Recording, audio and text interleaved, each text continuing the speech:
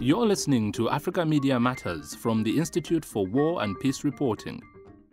The experiences of Somali journalists are all too familiar to their counterparts in Sudan, which saw an upsurge in intimidation of journalists as the country prepared for the recent independence referendum.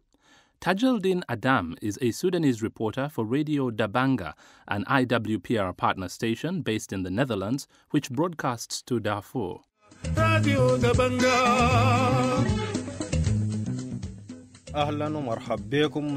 We spoke to Tajeldin in the run-up to the vote. For journalists in Sudan, it has always been tricky to report on issues that even the government talked about in state-owned media outlets. So it's a difficult situation. The government would intimidate and stop every journalist who tried to seek independent kind of coverage. Now there have been a number of arrests, including staff from Radio Dabanga. There have been other incidents of journalists who have been arrested or jailed. And I think today's situation is even worse because all the world is now focused on the issue of the South and North implementation of peace agreement, the CPA. So in this respect, the international community, no one can pressure the government to halt its crackdown on media and journalists. We asked Tajeldin why the Sudanese government was seeking to suppress freedom of speech and curtail the activities of journalists. This is not unique to Sudan. It has to do to all countries where political atmosphere is dominated by one party like what we have in Sudan.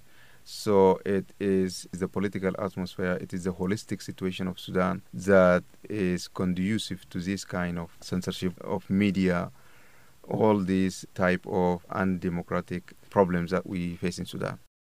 Tajeldin went on to explain how things had deteriorated and gave us an example. It concerned a Sudanese newspaper which supports one of the opposition parties, the PNC. The paper carried an interview with the party leader Hassan al-Turabi in which he made claims of close military and intelligence cooperation between the Sudanese government and Iran. The government's response, says Tajeldin, wasn't long in coming. Immediately after the publication of that interview, we have had national security forces storming the newspaper's office, arresting journalists and sealing the offices. And later, these 3 journalists have been charged under the national security law. They have sentenced 2 of the journalists for 3-year jail terms and the one for 5 years. Journalists are very vulnerable people. They have no political parties to back them. They have no protection. And also the engagement of international communities in Sudan is more about tackling the most serious issues like the war in Darfur and the situation of the South. So the journalists in Sudan face a very grim situation. And that, Tajeldin told us, includes the very real risk of being tortured for journalists who have the misfortune of being taken into detention. Recently, the government seems to have been cracking down especially hard on Darfuri journalists. Tajeldin again.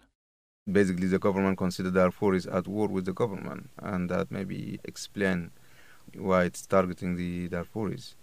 Whereas in the south, in places such as Juba, because of the absence of government, press journalists continue to enjoy some level of freedom. But Darfur is an exception because of the policies of the government toward Darfur, I think. This is true for journalists, true for lawyers, true for activists, true for political figures. So it is the government versus Darfur. That was Tajeldin Adam of Radio Dabanga.